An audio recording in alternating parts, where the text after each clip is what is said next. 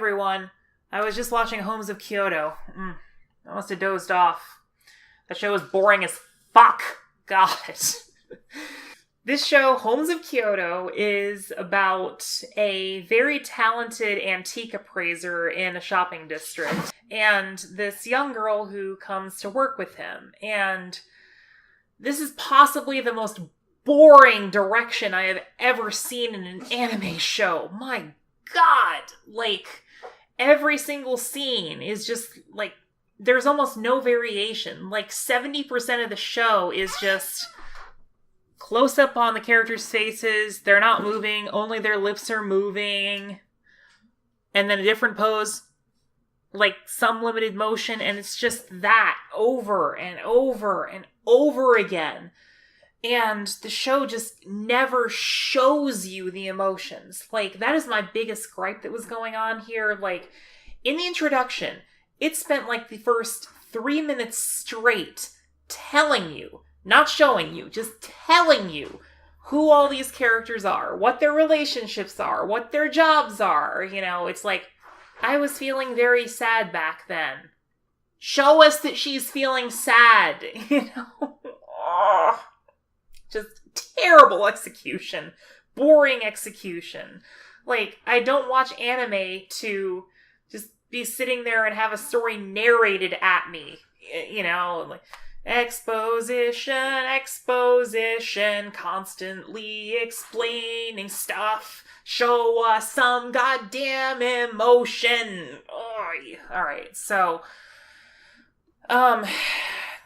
there was an interesting part of this show, and that was the actual antique appraisal process. Like, when they actually started telling us the backstory of the various antiques that were brought in, and like what distinguishes a fake from a real one, that actually was kind of interesting. Like, in particular, there was a painting that the main girl brings in, which Holmes goes into the backstory of its creation, and that is actually kind of fascinating. But anything involving the characters, anything involving the emotions of the characters, anything involving the story, which I'm just laughing because it looks like the primary conflict of this is going to be between like an evil counterfeiting corporation and that darn Holmes that can see our counterfeits. It's just handled so like over the top villainy, dumb, like, oh boy. This is just such sloppy execution. Like, another thing is, like, it flashes back and forth between the present and 2 weeks ago constantly. There are no transitions. Like, the lighting is constantly the same in every single scene, regardless of whether it's the past and the future. So, like, I have a test. One of these scenes is set in the past. One of these scenes is set in the future. Tell me which one it is. Like, is there any way to tell? Like, this was just straight up boring direction. Like, nothing about this show pulled me in, and, like, it's just some of the least interesting direction that I've ever seen in an anime show. The entire thing is close-ups of people talking, and even when they do mix it up, it's just very uninteresting shots. Like, it'll be a wide shot, and both characters are at equal distances, facing each other, talking, and that's the shot. Or sitting at a table again, both characters are equal distances, just talking, and so that's the entire show. It's just either they're face talking or they're sitting in a static position with no, like, tension in the shot, talking, narrating, exposition. That is the entire goddamn show. Basically, I was checking the status bar like every 5 minutes, and I'm like, when is this stupid thing over? Yeah, it was boring. It was very amateurishly directed and animated. You know, it's like completely, there was nothing dynamic about this show, nothing interesting about the characters. What a good show will have variation and like, you will be able to be pulled into the character's personality. Like, everybody has different ways of reacting to things. For example, like, suppose a character has a breakup.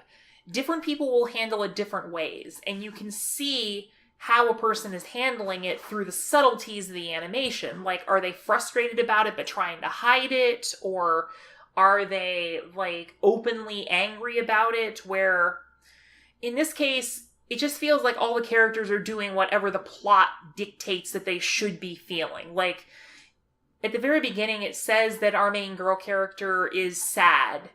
It doesn't really show her being sad. It just shows her, like, walking, and she's in the shop, and she never really has, like, a sad expression. She never really it's just not shown what she's feeling. It just tells you that she's sad, and then in the very end of the episode, it finally explains why she's sad, and, you know, it talks about a breakup that she had, and for a moment she gets super emotional and cries, but then she's right back to being happy again, and there's just nothing interesting about her character. She's just kind of there.